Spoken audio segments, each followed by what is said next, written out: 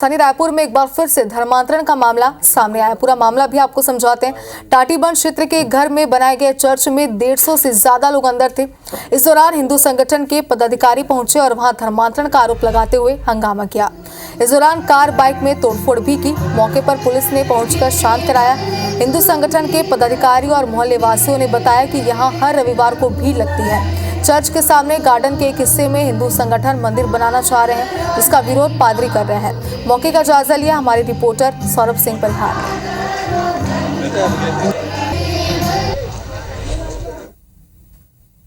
छत्तीसगढ़ में लगातार धर्मांतरण के मामले सामने आते रहे हैं। राजधानी रायपुर में भी जो है पिछले दिनों मोआ और अमलेश्वर के बाद अब देखिए कि टाटीबंध जैसे पॉश इलाके में ये धर्मांतरण का मामला सामने आया है और आपको पूरे डिटेल से बताते हैं कि क्या है आखिर ये मामला।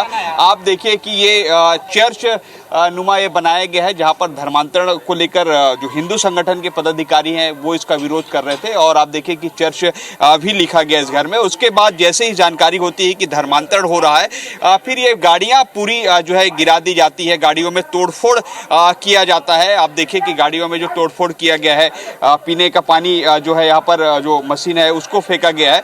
उसके बाद हमने देखा कि जो यहाँ पर कार है उन कार में भी तोड़फोड़ किया जाता है। जो अंदर रखी कुर्सियां हैं उसमें भी जो है तोड़फोड़ की जाती है। उसके बाद आप देखिए कि पुलिस बल यहाँ पर पहुंचती है और आप देखिए कि विवाद की वजह जो है ये देखिए कि कार है, महंगी कार है, उनके जो कांच है वो भी तोड़ दिए गए हैं। लगभग ऐसे 7 से 8 कार हैं जिनके कार जो है तोड़े गए हैं। और सबसे बड़ी बात ये बताई जा रही है कि दरअसल आप देखिए ये सामने चर्च है और ये सामने जो है जस्ट सामने में आप देखिए कि ये छोटा सा एक 200 स्क्वायर फीट का एक जो है गार्डन नुमा जगह है। उसको जो हिंदू संगठन के पदाधिकारी ये कह रहे हैं कि यहाँ पर हम मंदिर बनाएंगे। भूमि पूजन किया गया था, मंदिर बनाने का कार्य किया जा रहा था जिसका पादरी के द्वारा लगातार विरोध किया जा रहा था और हद तब पार हुई जब यहाँ पे भूमि पूजन हुआ। उसके बाद पादरी स्थानीय लोगों को बोलता है कि मैं चिकन खाता हूँ, यहाँ पे हड्डी फेंकूंगा, आप मेरा क्या कर लोगे। तो उसका विरोध प्रदर्शन करने के लिए हम आए थे और आप देखेंगे कि ये उसका घर है और ये जमीन को कब्जा करना चाह रहा था और ये हमारी मंदिर के लिए जगह है। तो ये स्थिति है यहाँ पे और हमारी मांग ये है कि जितने भी अंदर 200 से 250 लोग हैं उन सबकी गिरफ्तारी हो और विधिवत कार्रवाई हो। सबको हमको नाम नंबर डिटेल सबको मिलना चाहिए। ये जो घर है किराए से घर लिए हैं ये लोग और आजू बाजू बस्तियों के लोगों को ही कन्वर्ट कर रहे हैं। एक बोरी चावल में, दवाई में, मेडिकल में, इलाज में, शिक्षा के नाम से यहाँ पे देखेंगे कम से कम 20 से 25 गाड़ी अभी तक निकल चुकी है। 2 रूम का घर है, 2 रूम के घर में 200 से 250 लोग आए कहाँ से यहाँ पे, ये चिंता का विषय है। अभी तक आपके माध्यम से मुझे पता चल रहा है कि किस यहाँ मंदिर था कि नहीं था, ये जांच का विषय है और ये तथ्य सामने आएगा, उसके आगे की वैधानिक कार्रवाई होगी। तो आपने सुना ये लखन पटले जी हैं जो बता रहे हैं कि किस तरीके से पूरे मामले की जांच हो रही है और निश्चित रूप से आप समझिए कि धर्मांतरण का मामला किस तरह बढ़ा हुआ है कि शहर के अंदर, शहर में पिछले कुछ समय पहले तक सुनाई देता था कि सुदूर अंचलों में ये धर्मांतरण होते थे, लेकिन आज शहर के अंदर धर्मांतरण हो रहा है। और ये जो आरोप लगा रहे हैं ये सारे हिंदू संगठन के जो पदाधिकारी हैं वे लगा रहे हैं। पूरे मामले को जो है शांत कराने पुलिस पहुंची। अब देखना होगा कि आने वाले समय में ये मामला किस तरीके से शांत होता है। कैमरामैन नजीर खान के साथ सौरभ सिंह परिहार, IBC24 रायपुर। और समायोजन की मांग को लेकर लंबे समय तक धरना प्रदर्शन आंदोलन करने वाले प्रदेश भर के बीएड सहायक शिक्षकों ने एक बार फिर से नया रायपुर में धरना शुरू कर दिया है। हाईकोर्ट के फैसले के बाद सरकार ने करीब 2600 बीएड सहायक शिक्षकों को बर्खास्त किया था। इस बीच नगरीय निकाय चुनाव के लिए आचार संहिता लगने पर इन्होंने अपना आंदोलन स्थगित कर दिया था। अब ये फिर से धरने पर बैठ गए हैं।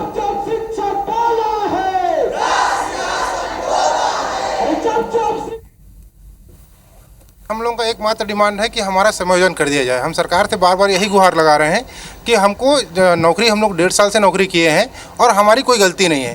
तो हमें अगर सरकार हमको बर्खास्त करी है तो हमारा एक ही मांग है कि हमको किसी न किसी सरकारी पद पे समायोजित कर दिया जाए। अभी तक हमने सारे मंत्रियों से, सारे विधायकों से, जितने भी जनप्रतिनिधियों से मुलाकात की है, पर हमें कोई आश्वासन नहीं मिला है कि हमारी नौकरी सुरक्षित की जाएगी कि नहीं। और अब सूरजपुर से बड़ी खबर है, जहां कांग्रेस के पूर्व विधायक की कार दुर्घटनाग्रस्त हो गई। पूर्व विधायक पारसनाथ की वाहन दुर्घटनाग्रस्त हो गया। अनियंत्रित होकर कार घर में घुस गई। पूर्व विधायक के सीने में चोट आई है। पूर्व विधायक पारस खुद वाहन चला रहे थे। ओडगी इलाके के गिरजापुर गाँव की पूरी घटना बताई जा रही है। तो देखिए, एक बार फिर एक बड़ा हादसा हुआ है। कांग्रेस के पूर्व विधायक की कार दुर्घटनाग्रस्त हो गई। बताया जा रहा है कि अनियंत्रित होकर खेत में कार घुस गई। पूर्व विधायक के सीने में चोट आई है। हादसे के दौरान पूर्व विधायक पारस खुद ही ये वाहन चला रहे थे। ओडगी इलाके के गिरजापुर गांव की घटना है।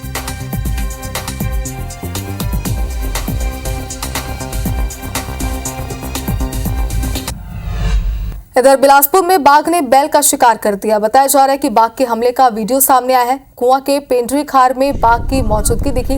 बाघ के आने से ग्रामीणों में दहशत का माहौल है। बाघ ने 6 मार्च को ग्रामीण पर हमला किया था। बाघ में मूवमेंट पर वन विभाग नजर रख रहा है। तो ये तस्वीरें आप देखिए। हालांकि आपको बता दें कि बाघ का मूवमेंट पहले भी देखा गया। बताया जा रहा है कि किसान पर भी बाघ ने हमला किया था, जिसके बाद उसे गंभीर चोट आई थी। और इसके बाद से वन विभाग की टीम लगातार लोगों को अलर्ट कर रही है और लोगों को यही कहा जा रहा है कि वो अपने घरों पर सुरक्षित रहें, जंगली एरिया में, खेतों में कम से कम जाएं, क्योंकि लगातार क्षेत्र में बाघ का मूवमेंट देखा जा रहा है।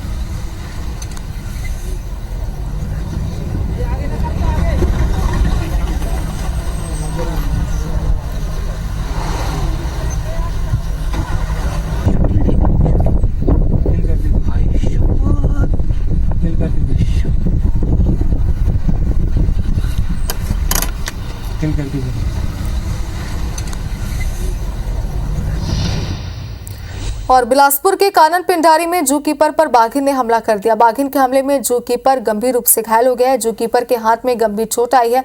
दरअसल जू कीपर मॉनिटरिंग के लिए केज के पास गया था। यहां बाघिन को आवाज लगाने के बाद भी जब कोई हलचल नहीं दिखी, तब उसने केज के दरवाजे को हिलाया। इस दौरान जू कीपर आशीष का हाथ दरवाजे के अंदर चला गया और छिप कर बैठी बाघिन ने उस पर हमला कर दिया और अपने जबड़े में आशीष के हाथ को जकड़ लिया।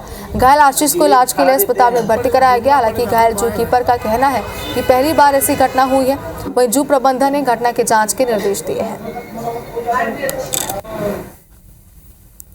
एक भी बार आज तक नहीं हुआ। इतना हम लोग रेस्क्यू सेंटर में जितना भी जानवर आते हैं ना, इलाज करते हैं, उसका खाना दान सब चीज देते रहते हूँ। मैं नाइट में जितना भी आता है, नाइट कीपर हूँ तो करता रहता हूँ। लेकिन पहली बार ऐसा हुआ हादसा, डायरेक्ट हाथ खींच दिया वो।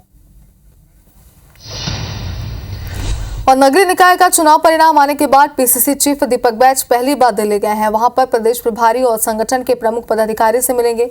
मिली जानकारी के अनुसार सोमवार को प्रदेश प्रभारी सचिन पायलट से मुलाकात करेंगे। वे इस पूरे मामले की रिपोर्ट देंगे। ऐसा माना जा रहा है कि इस मामले में पार्टी हाईकमान कुछ सख्त निर्णय ले सकती है। इधर बैज के दिल्ली दौरे को लेकर डिप्टी सीएम अरुण साव ने तंज कसते हुए कहा कि कांग्रेस की दशा दिशा सब खराब है और कांग्रेस अब जनता से दूर हो चुकी है। कांग्रेस ने जनहित को मुद्दा नहीं बनाया।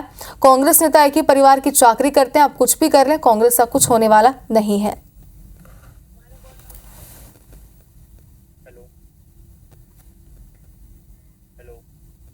देखिए, कांग्रेस की जो दशा है, दिशा है, दोनों बुरी तरह से खराब है।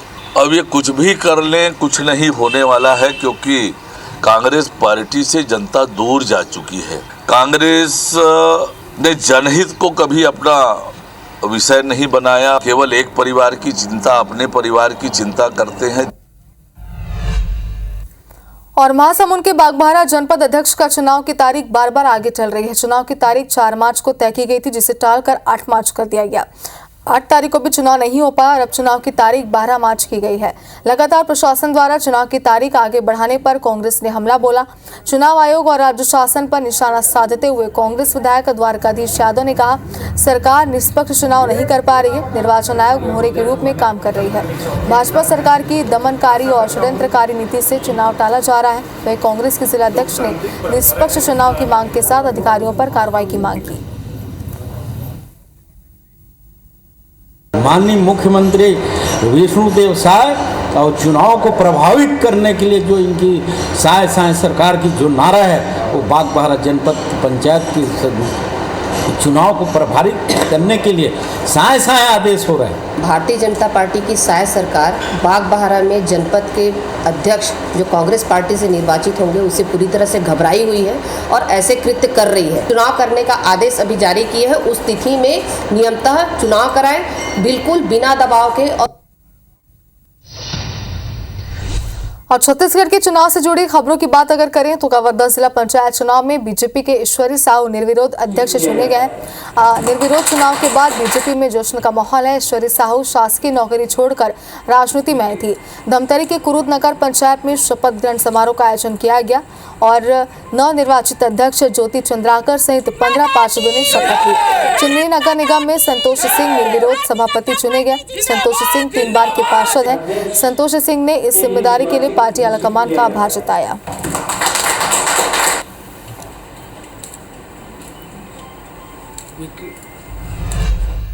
और सख्ती में अब लोगों को कलेक्टर और एसपी के ऑफिस जाने के लिए भी टोल देना पड़ेगा। नेशनल हाईवे 49 पर स्थापित किए गए केसला टेल प्लाजा ने लोगों की परेशानी बढ़ा दी है।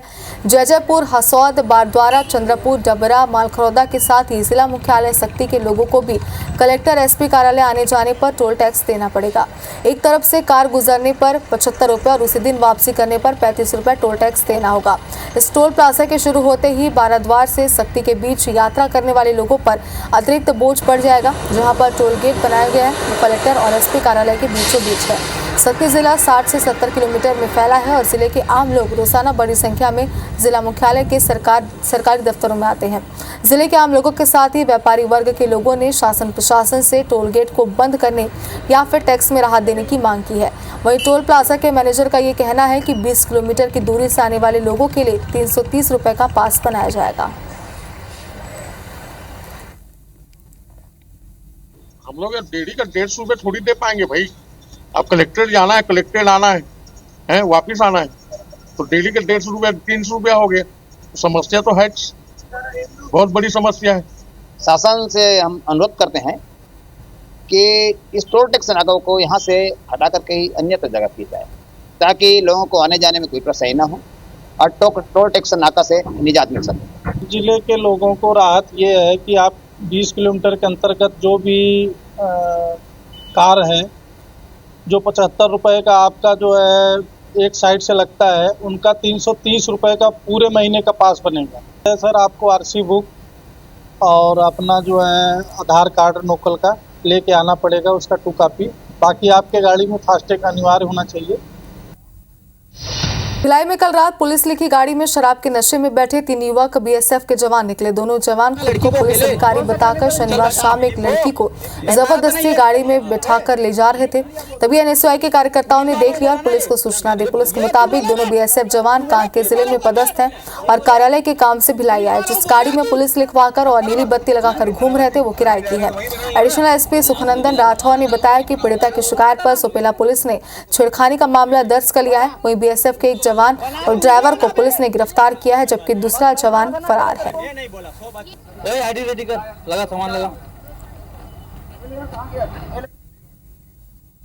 अकेली लड़की थी, वो मेरे को पूरा बात बताई, मेरे पास वीडियो भी है। वो बोल रही है कि पहले उसको पूछा कि आप क्या करने आए हो, तो बोली मैं अकेली हूँ, फ्रेंड आ रहा है लेने के लिए। तो वो जैसी बोली ना कि मैं अकेले हूँ, तो उस लड़की को चल गाड़ी में बैठ करके खींच रहा था।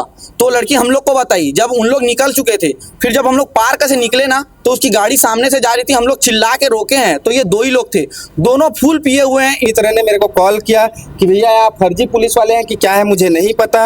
वो परेशान कर रहे, अकेले लड़कियों को देख रहे तो गाड़ी में बैठो, ऐसा सब कर रहे हैं। ऐसे इन पुलिस वालों के चक्कर में जो ये दिखा रहे हैं कि हम पुलिस वाले हैं। कितने लोग थे?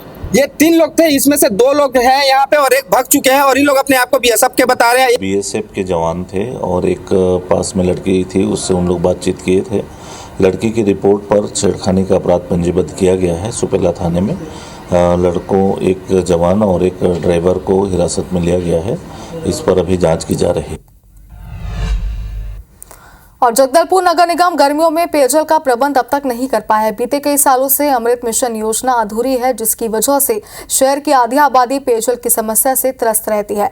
करीब 20% आबादी ऐसी है जो ड्राई जोन में रहती है। 12 वार्डों में मार्च महीने से ही पीने के पानी की दिक्कत हो रही है। पानी नहीं मिलने से लोग नाराज हैं और रोज निगम का चक्कर लगा रहे हैं। निगम के पास कुल 10 टैंकर हैं। इसमें राजनीतिक कार्यक्रम, खेल गतिविधियों के अलावा अन्य सार्वजनिक कार्यक्रमों में भी इनका इस्तेमाल किया जाता है। ऐसे में सूखे पड़े वार्डों में लोगों को पेयजल के लिए तरसना पड़ सकता है। नए बने महापौर मानते हैं कि पर्याप्त टैंकर नहीं है। गौरतलब है कि 2017-18 में शुरू की गई अमृत मिशन योजना 102 करोड़ रुपए की लागत से बनाई गई थी, पर अब इसका 70% काम पूरा हुआ है।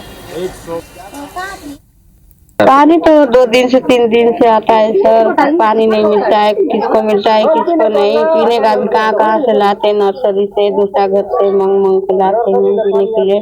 खाना बनाने के लिए नहीं रहता है। पानी दिक्कत हो रहा है, पानी बहुत दिक्कत हो रहा है सर। टैंकर आता है लेकिन 2-3 दिन बाद आता है, हमको भरने में नहीं मिलता है। बोलते हैं लेकिन करा नहीं देते। वो लोग बोलते रहते करा देंगे बोलते हैं, लेकिन इधर पाइप बिछा देंगे बोले, इधर बोर करा दूंगा बोले, लेकिन नहीं कर देते कोई। पूरा शहर अब लगभग ड्राई जोन में परिवर्तित हो गया है। पानी की बहुत दिक्कत है। विधायक जी ने हमको 10 टैंकर प्रदान किए हैं। माननीय सांसद जी से भी बात हो रही है। और जो ड्राई जोन है जहाँ पे उसके बावजूद भी पानी नहीं पहुंचेगा, क्योंकि वहाँ पे पाइपलाइन भी अभी 70% ही बिछे हैं, तो उस काम को भी तेजी से लाएंगे। और आईपीएल सीजन की शुरुआत से पहले राजस्थान रॉयल्स टीम की ड्रेस पर गोयल टीएमटी के लोगों का विमोचन किया गया। उर्रा स्थित बोरझरा प्लांट में आयोजित विमोचन कार्यक्रम में राजस्थान रॉयल्स की ड्रेस पर गोयल टीएमटी का लोगो का विमोचन किया। गोयल टीएमटी के डायरेक्टर संदीप गोयल और राजस्थान रॉयल्स के स्पोर्ट्स डायरेक्टर कुमार संकारा ने लोगों का विमोचन किया। इस अवसर पर कुमार संगकारा ने कहा कि राजस्थान रॉयल्स और गोयल टीएमटी की मजबूत साझेदारी के 5 साल पूरे हुए हैं।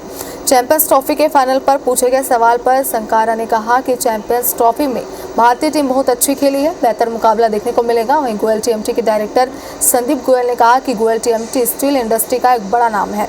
गर्व के साथ आईपीएल की सबसे जोशीली टीमों में से एक राजस्थान रॉयल्स के साथ अपनी 5 साल की सफल साझेदारी का जश्न मना रहा है, जिसकी हमें खुशी है। ये माइलस्टोन ब्रांड की मजबूती, दृढ़ता, ईमानदारी और उत्कृष्टता के प्रति प्रतिबद्धता को और मजबूत करता है। राजस्थान रॉयल्स के चीफ बिजनेस ऑफिसर आलोक चित्रे ने इस पर साझेदारी पर कहा कि गोयल टीएमटी पिछले 5 सालों से हमारे सफर का एक भरोसेमंद साथी रहा है, जो हर मुश्किल और हर सफलता में हमारे साथ खड़ा है। हर सीजन के साथ इस रिश्ते को और मजबूत होते देखना शानदार रहा।